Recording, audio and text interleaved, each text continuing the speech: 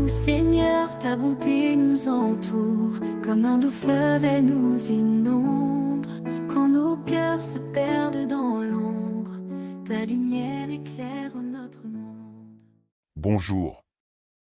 La lecture de ce jour est tirée du premier livre de Samuel, chapitre 17.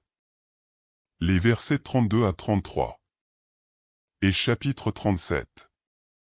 Les versets 40 à 51. Écoutons.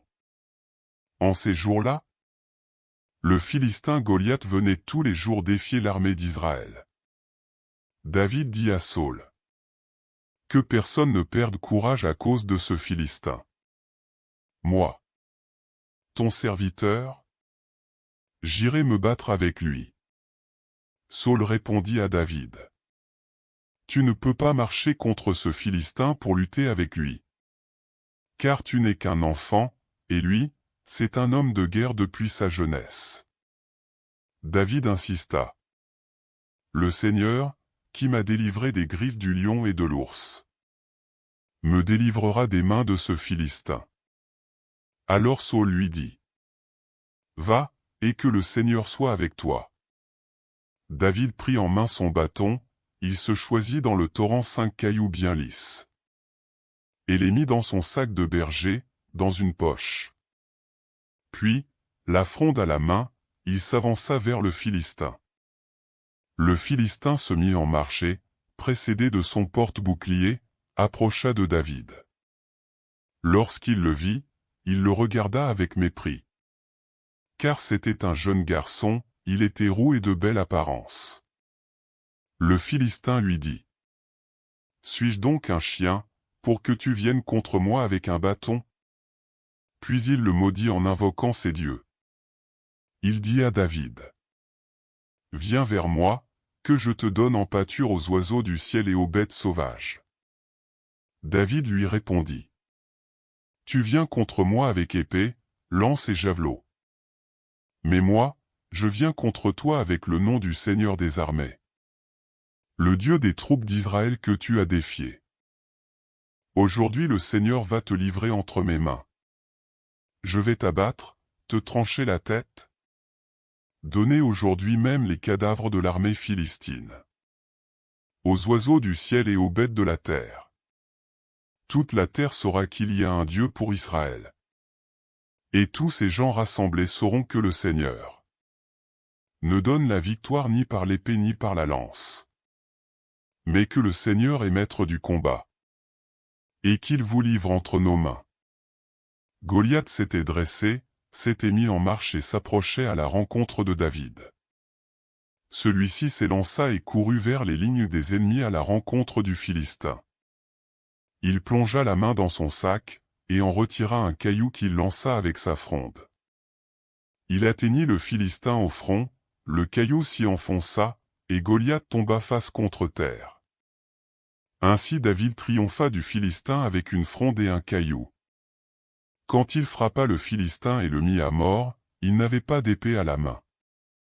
Mais David courut. Arrivé près du Philistin, il lui prit son épée, qu'il tira du fourreau, et le tua en lui coupant la tête. Quand les Philistins virent que leur héros était mort, ils prirent la fuite. Parole du Seigneur.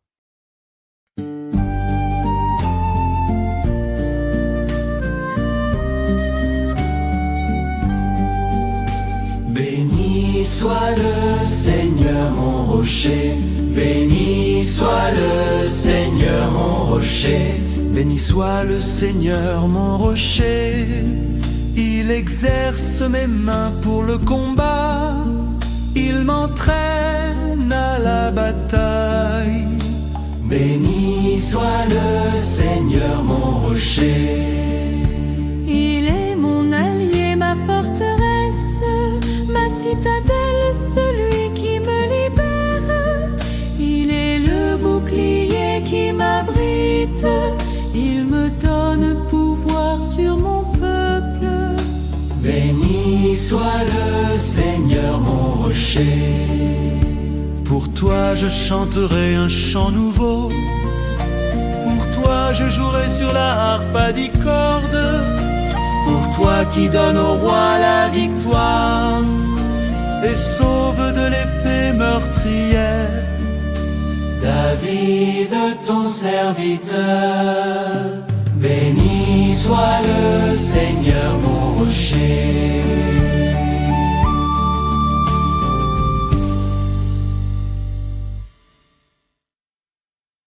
Alléluia, Alléluia. Jésus proclamait l'évangile du royaume et guérissait toute infirmité dans le peuple. Alléluia.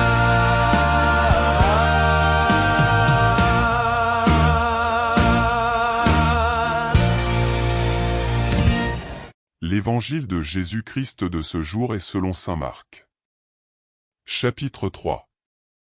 Les versets 1 à 6. Écoutons.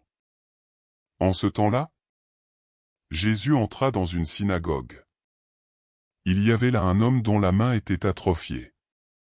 On observait Jésus pour voir s'il le guérirait le jour du sabbat. C'était afin de pouvoir l'accuser. Il dit à l'homme qui avait la main atrophiée: « Lève-toi, viens au milieu. » Et s'adressant aux autres: « Est-il permis, le jour du sabbat, de faire le bien ou de faire le mal? De sauver une vie ou de tuer? » Mais eux se taisaient. Alors, promenant sur eux un regard de colère, navré de l'endurcissement de leur cœur, il dit à l'homme: « Étends la main. » Il l'étendit, et sa main redevint normale. Une fois sorti, les pharisiens se réunirent en conseil avec les partisans d'Hérode contre Jésus, pour voir comment le faire périr. Acclamons la parole de Dieu.